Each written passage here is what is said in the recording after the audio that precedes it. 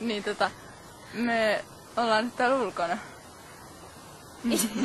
Joo. Ja me kerrotaan nyt, että miten voi rakentaa oman maalin. kotikonstein. Kun me tykätään nikkaroimisesta muun muassa. Oi, hei porukka. Nyt hyppää. Pois. Fanit. Eli rakennetaanko nyt se maali? Joo. Noniin. Joo. Noniin. Eli nyt me näytetään miten tämän maalin voi rakentaa ihan itse. Joo.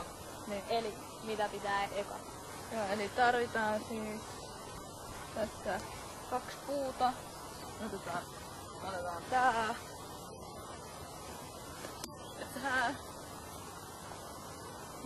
Tai sitten voi ottaa jotain tolppia. Joo.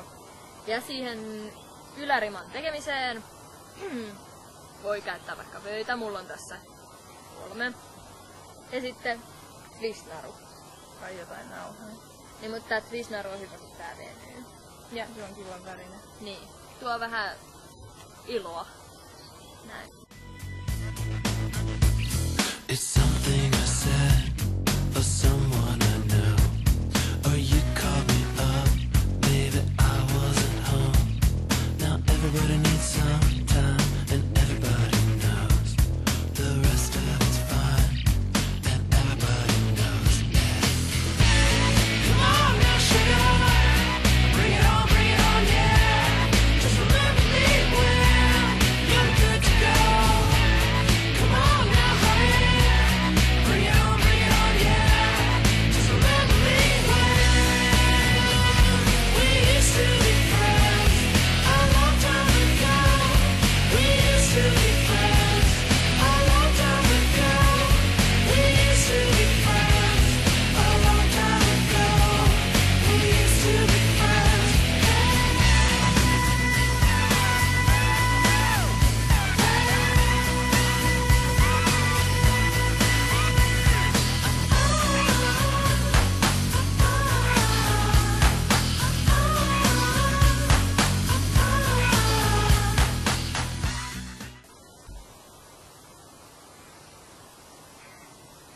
Ei tän kyllä ihan näin pitänyt mennä. Onko jotain? Tässä ei ole mitään. Tuolla on tavallinen maalikin. Mennään sinne. Okei, niin ikinä oota. Jack Sparrow. Siinä oli siinä leffassa. Niin. Otit se sieltä. Minä otin. Ihana jotain. Joo. Eli nyt me näytetään tai opetetaan teille pari semmoista kikkaa tai siis semmoista ihan jalkapalloa. Hyödyllistä jalkapalloa. Okei, eli mä oon siis maalivahti ja maalivahtina oleminen on aika stressaavaa oikeastaan, että se on vähän silleen, että jos maalivahti tekee yhden virheen, niin se näkyy pelissä heti. Mutta jos kenttäpelaaja tekee virheen, niin se ei välttämättä näy sitten ollenkaan niin kuin pelissä. Että se on aika vastuullinen homma sillä tavalla.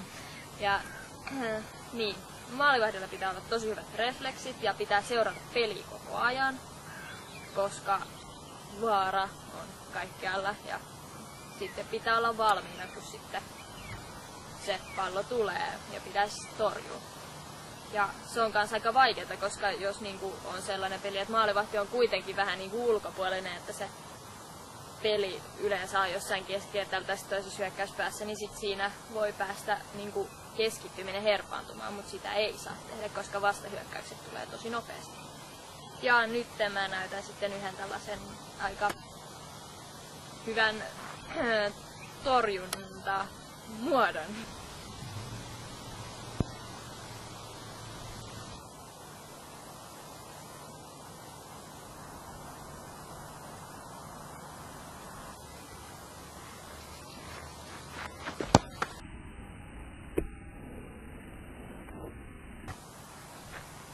Joo, eli vaikka toi torjunta ehkä näytti vaikealta, niin no siis tietenkin sekin vaatii opettelua, mutta perusideana tuossa on niinku kaikissa torjunnoissa, että hyvät refleksit pitää koko ajan olla valmiina. Eli vaikka sä aavistaisitkin oikein, niin minne se pallo tulee, niin kannattaa silti pitää ihan jalatkin niinku valmiustilassa niin sanotusti. Et jos sä aavistat väärin, niin sit sä voit pelastaa vielä tilanteen käyttämällä jalkoja. Joo. Eli pelaan siis keskikenttää, joka tarkoittaa sitä, että mä niinku vaihtelen aika paljon sitä paikkaa. Mä voin olla ihan tuolla puolustuksessa tarvittaessa ja sitten useimmiten hyökkäyksessä. Ja niin, no nyt mä sitten näytän pari semmoista, semmosen kikan, joka on ihan hyvä, jos pelaa keskikenttää, niin tietää.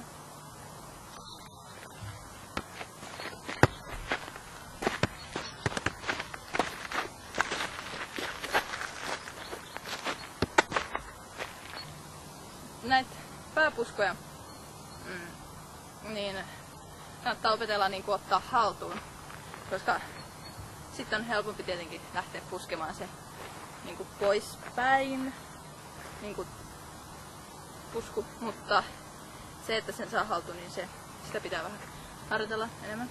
Ja tossa nyt keskikentällä tulee joskus semmosia, että ne siitä maalivahdin potkusta niin lähtee silleen boing, boing, boing. Niin se on parempi, jos osaa ottaa se heti haltuun. Eli tosta kun otettiin, niin sitten mä otin sen mahdollisimman nopeasti haltuun. Ja sitten semmonen harhautus, jonka tossa tein, niin sehän meni niin, että mä tässä jotain tällä tavalla niinku pyörähdin. Ja se yleensä tommoset pyörähdykset tepsii aika hyvin, että vähän jos ajattelee, että vähän niinku tanssii sen jalkapallon kanssa. Mä aika usein teen sillä tavalla, että vähän niinku tanssahtelen. Niin sitten menee hyvin. No niin. Tää meidän kerta oli nyt sitten tässä. Ja tää oli siis viimeinen Spaniardien Footy-style. Eli niin. Ja me kiitoimme seurasta ja onnea näissä jalkapallotreeneissä. Ja me jäädään tänne pelaamaan harjoittelemaan. Joo. Okei.